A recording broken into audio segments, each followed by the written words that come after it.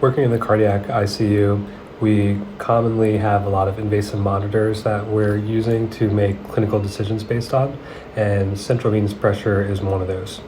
Now, just looking at the number can be useful and can guide management, but I think being able to understand what the curve looks like and being able to evaluate the curve gives you that much more information.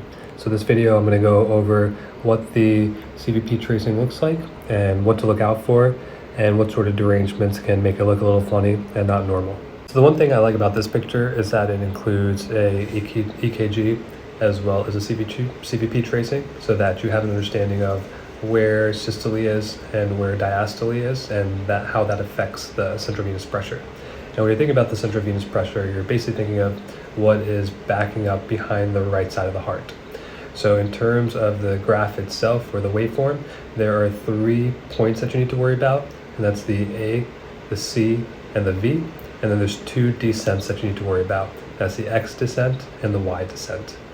Now, typically we start with the A peak, which is at the end of diastole, and that A is going to be associated with your atrial contraction. And so when that right atrium contracts, that causes a little bit of an increase or a bump in your CVP, which quickly goes down as the right atrium is offloading its volume and its pressure into the right ventricle. Now, at the beginning of systole, that's where we see our C peak. And the C peak is indicative of the tricuspid valve backing up into the right atrium from that contraction, and that sort of backs up into the central venous pressure as well. The next thing we see in our graph is the X descent, and the X descent is going to be the downward movement of the ventricle later in systole. And so now that tricuspid valve has come back to its original position, and you don't have that backwards pressure or that increase in central venous pressure anymore. And so that's why you start to see that descend on the X.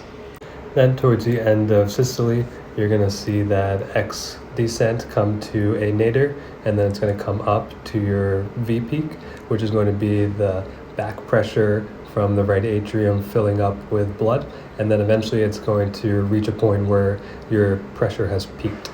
And right after your pressure has peaked, that's when you start to get into the beginning of diastole, and that's going to be your Y descent here, and that's where your tricuspid valve opens and you have blood flow coming from your right atrium into your right ventricle.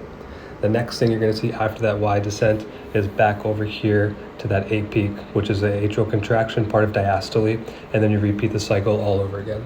So let's talk about a little bit of abnormalities that can cause a little bit of differences in the CVP tracing.